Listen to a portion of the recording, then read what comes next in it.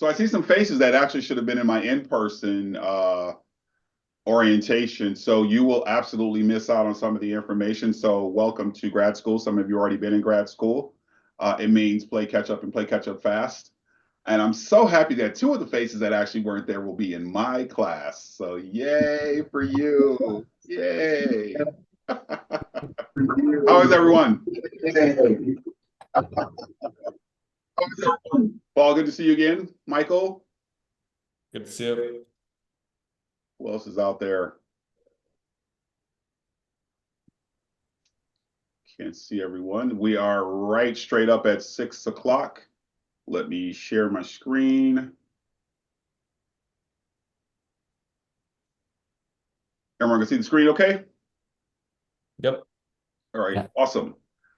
So welcome to the Elmhurst University MBA program. Like I said, I know a couple of you are actually pursuing your second master's degree in the dual MBA program, and the others are actually our first-time MBA students. So I don't know that we'll need a whole hour and a half. A lot of the information that we cover online is obviously very different from the in-person. So the first thing that is most poignant about the online program is most of you joined it so that you would have the ability to have flexibility in your education. So some things will apply and some things may not apply. What we are going to do though is take a moment to go over we're going to do some introductions. I'll make a couple of announcements. Again, may not be relevant to the people who are not actually in the area, but certainly you'll be welcome to some of those things. And then talk a little bit about Blackboard and library resources, and then we'll leave time for any questions that you may have. All right, so the announcements that I wanted to mention are very quickly for those that will be in person and for those that are online who would like to join in person. We will have 3 workshops for the MBA students. What we found over the years is in getting and receiving feedback from the students is that writing, the ability to present, and having pretty solid Excel workshop skills were important to them. And so these are the 3 that we have developed that we have utilized over the years that students have gotten the most out of. So Dr. Eric Sanders, some of you may know him because I know some of the students are from the undergrad program. He is I'm not sure, I was just talking with him earlier. I think he says he's an editor for like 12 journals. He's written a couple of books and a few hundred article journals as well. So you'll be in good hands as from a writing standpoint. Dr. Sonny Simpson is one of our professors who has a professional background in marketing. So she also has, she did her, I believe her MBA and her integrated marketing at Northwestern University. So she's pretty adept at doing presentations and helping us learn how to level up in that area.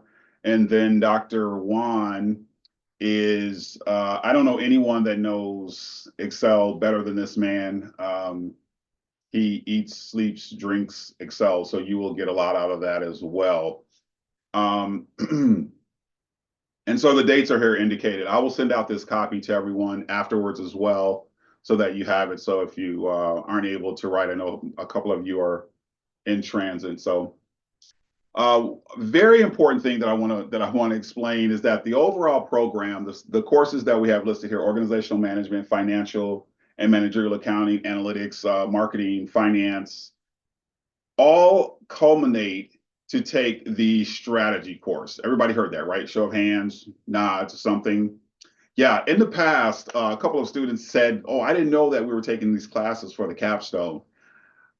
I'm not sure what to say to that, because normally if you start with 0, then 1, then 2, then 3, then 4, then 5, there's normally like you're building up to something. So clear as a bell, this is what we're doing, is building your skill set in each one of these areas. And then when you take the actual capstone, it is using all of those disciplines, and you will either be doing a project that is strategy related or a simulation that is strategy related, where you'll be in some instances working on, I think some of you know this, I graduated from the MBA program. So what we did was, for our capstone, is we were actually tasked with running a simulated company, so like a Nike or an Adidas, And basically, you have to make all these decisions that are based on everything that you've learned in the program.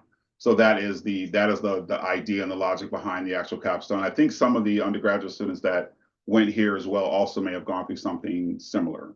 Make sense? And ultimately, why I have the critical thinking at the bottom is that that is what we hope to accomplish in terms of the program, is helping to build your critical thinking skills so that you're able to really take on any issue that you're faced with. So our goal is not necessarily for you to be super, deep in any one area. We want you to have a wide depth and breadth of knowledge to be able to accomplish your goals. So everyone, the learning management system that we have is called Blackboard. By show of hands, how many of you have used Blackboard? Okay, so it looks like everyone. Michael, did you use? I don't know if I saw you. Okay, great. So everyone is familiar with Blackboard. It is our system that we will upload all the grades in. One thing that I will ask for is some grace. This year we switched from Blackboard Standard to Blackboard Ultra, and it is different. So we have been practicing with Blackboard Ultra over the summer, but it's some places that, in some ways, it's more intuitive and it's more straightforward. If you've used the old one, especially most recently, it may take a little bit of getting used to. What we have been told by the people that sold it, which I think is really funny because I'm a salesperson, that what they've told us is that when you, for students, the experience is improved because you'll have the ability to see more clearly if you're on a mobile device. I don't know why you'd be on a mobile device trying to find anything that's Blackboard, because it's going to be so tiny. I don't know if it's beneficial, but that's what they say. So if you have any questions specific to the course, I would reach out to your professors. They're always going to be your first point of contact. If for whatever reason you're not able to reach them, or whatever, something happens, that I'm the first person that comes to mind. Completely comfortable with that. I'll just make sure that you're able to circle back with them as far as whatever the concerns are that you might have. So everybody, not everybody, but most of you are familiar with the AC Bueller Library, and on campus it is pretty prominent. If you have questions, so with all of the courses, you will have a link that will either in the course itself or in the syllabus, because that's required for our syllabus or syllabi, is a link to the AC Bueller Library. So this will give you the opportunity to utilize the research tools if you need them. A lot of times when you're writing papers, you will need this resource because you'll be able to get articles that are for free as opposed to paying for those resources. So that's also going to be very, very important. The other thing that's really nice is that there's a feature when you go to the actual link or the website for AC Bueller, and you can utilize one of the research librarians. They're always very helpful in helping you to find information. So never feel like if you're stumped, that you don't have support, because there are people who will be able to do that for you. And if you know anything about librarians, they love to help, right? And our reference librarians are absolutely amazing. I couldn't have done it without them as a part of my own PhD program. So definitely leverage them. That's what they're there for. It's part of what you're paying for. Never feel like that you can't reach out. Okay. All right. So academic preparation. So I would say that oftentimes, probably 10 to 20% of the students, when I'm interviewing them as part of the MBA program, they ask me about how do you prepare? And so a couple of things that I would suggest is that they say it's about 10 to 15 hours per course of prepared time, study time, or whatever you want to call it. That really depends on what your exposure is to the subject and what you have an appreciation for. So, for example, Michaela says she has a background in marketing. She's probably not going to be doing 10 to 15 hours of coursework in the marketing space because she works in that space. She knows that space from an undergraduate standpoint, unless she kind of geeks out and is like, well, I just want to be over there and hang out over there, just doing that, right? But maybe that finance isn't her thing, right? So maybe that may take a little bit longer. So it just depends on where you are in terms of a scope of what your understanding is of each respective discipline that you're doing. One of the things that you'll hear me say this a couple of times throughout is that procrastination is what gets most people. So it's the time management piece. The idea of waiting until Saturday or setting out a day works for some people if you're absolutely disciplined enough that you're going to do only that thing. Like if you're going to do homework on Sunday, it's going to be only that thing. What generally happens for most people, especially working adults with families, is that that's also the day that family feels most comfortable bugging you to get things done, right? So you just have to figure out what works for you. What my strategy has been has to chip away each night so that I'm not caught up on the weekends, because otherwise it can hurt you. And especially for those of you that are going to be doing online asynchronous, it'll be very important to set up a system for yourselves where you set aside time to kind of get things done. And then I would say what always shows up and where people are a lot of times disappointed in their grades is when you don't prepare and take the time, wait till the last minute. It shows, right? It is absolutely, you can tell when somebody rushes through a paper because it's like pretty much you're going to submit a rough draft because you don't have the time to let it sit, go back, look at it, have anybody else look at it, and that sort of thing. Questions? All right. So after this meeting, I will also send out the handbook, which will cover the your academic standing, which essentially the high level is that your first C in the MBA program is a warning. The second C is you will have to be dismissed from the program, and then we'll have to talk about how do you get back in, have to wait a year, all that. I know this will happen to no one in this group because you all are amazing human beings, are going to take me seriously in terms of the advice that I'm giving you. The component about generative AI, so ChatGPT, Claude, and that sort of thing. So here's what's happening in academia today. It's really a tale of two cities. So one camp is we want to make sure that students aren't cheating with artificial intelligence, right? And then the other camp is we need to help people learn how to use those tools. Each professor will have a different perspective on this, and you should check in with each and individual professor. If you have me as a professor, my belief is that students are using it even though they're not telling you they may be using it. And for me, I I'm comfortable with you using artificial intelligence and helping you learn how to use it in the right way. So what we're seeing today is a lot of students will use the first run, similar to what I said, you wait to the last minute, you write a paper, and then you submit it. Students that don't know how to prompt, basically ask critical questions, are horrible with AI. It will not help you. It will absolutely hurt you. But if you learn how to ask good questions and prompt, it's called prompt engineering. Basically, the better questions that you ask, you get it out. Let's say you put in, how do I succeed in the MBA program?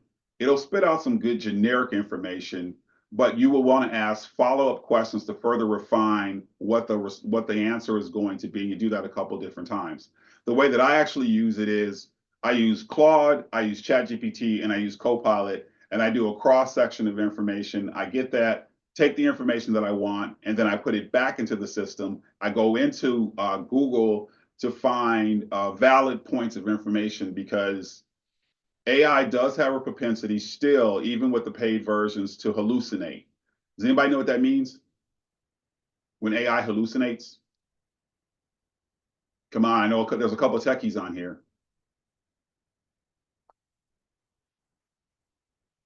Hallucinations means simply that it gives you, so if you say, write me a paper on how to succeed in the MBA program, it's going to give you completely fictitious references in a lot of cases. And the reason that it does that is that it doesn't know that it actually is doing it. It doesn't have the ability to discern that yet.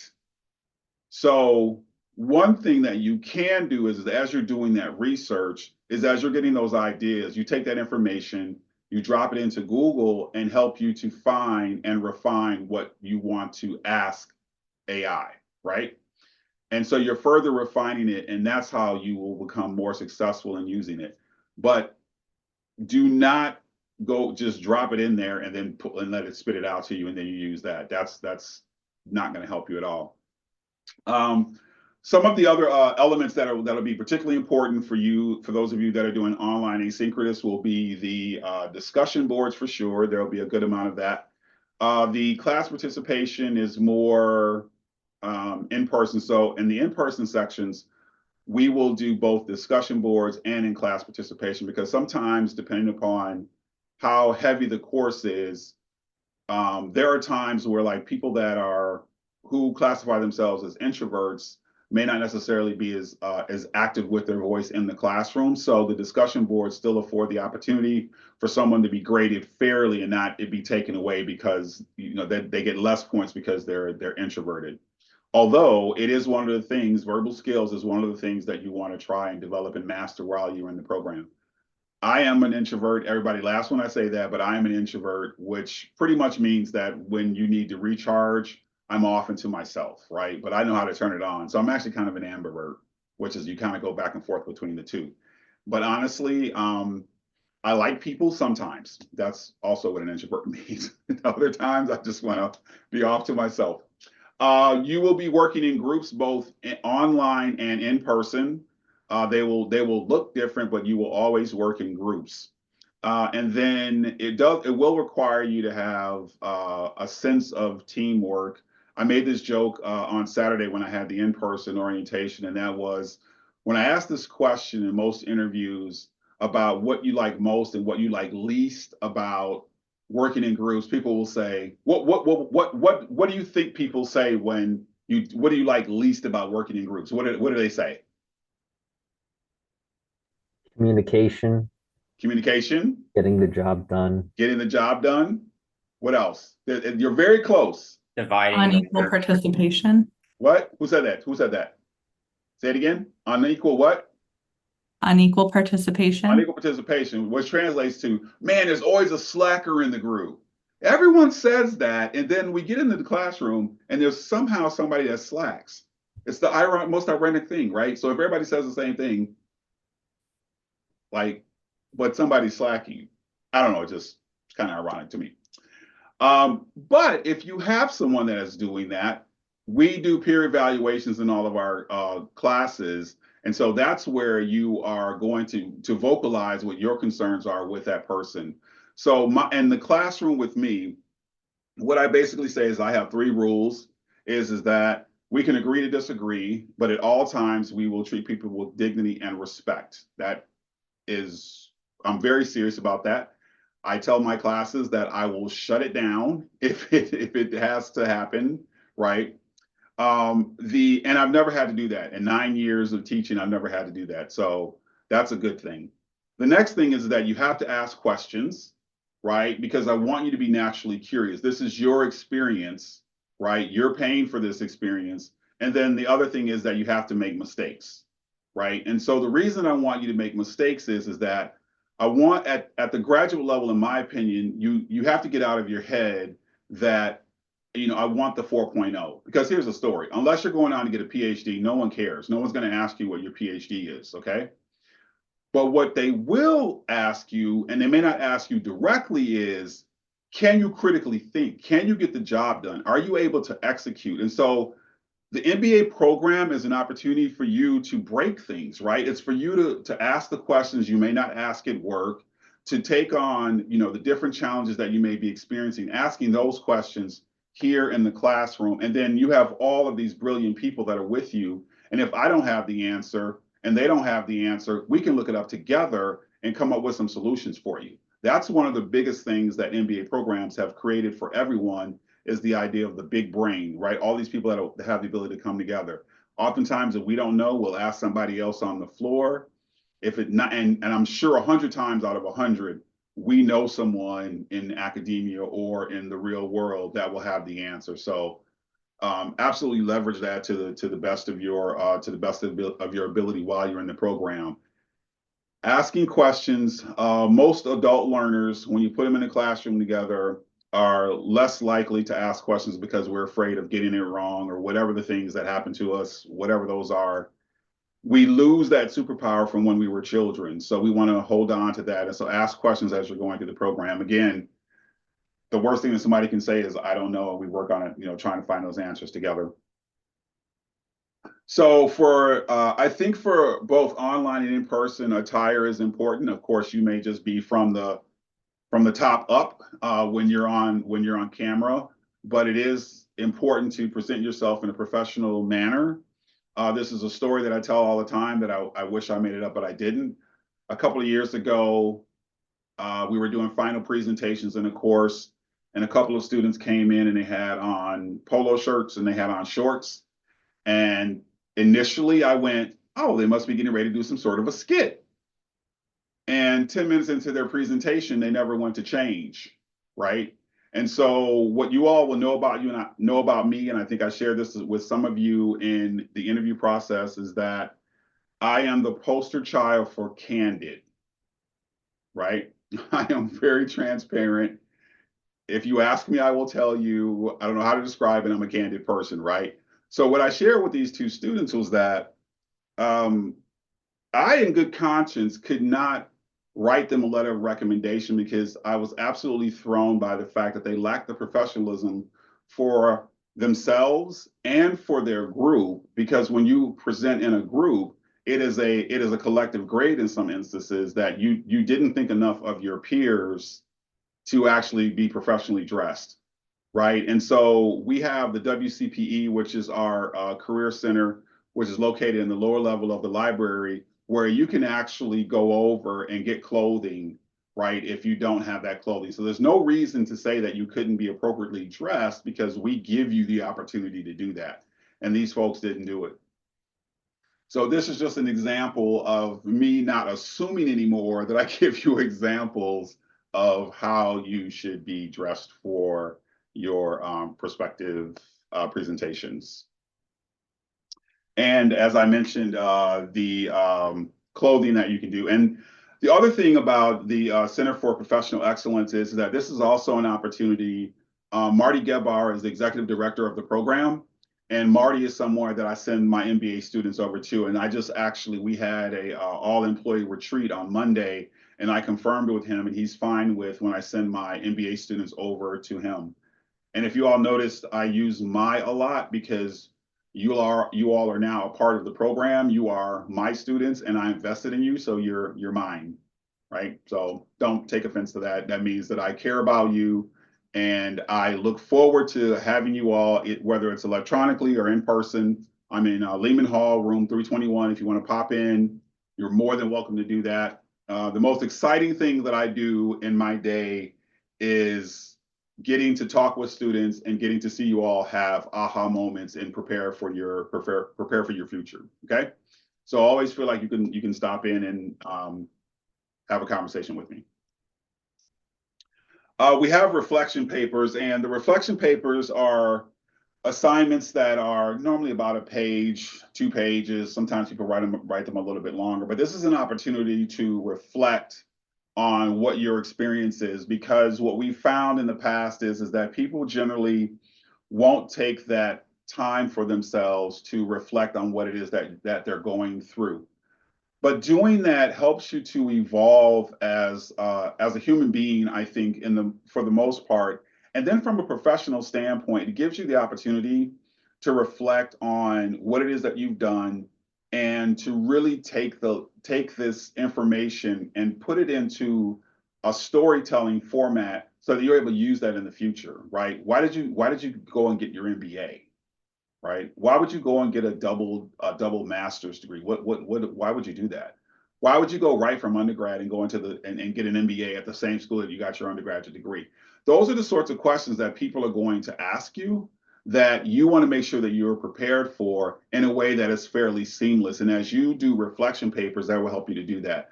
Again, having conversations with myself and other professors, we can help you curate that, because one of the reasons that you're getting the MBA is to, and however you're looking at it, it is to level up, and we can help you tell that story. Like I was joking but serious with Tegan when I said, look, you're not unemployed, right?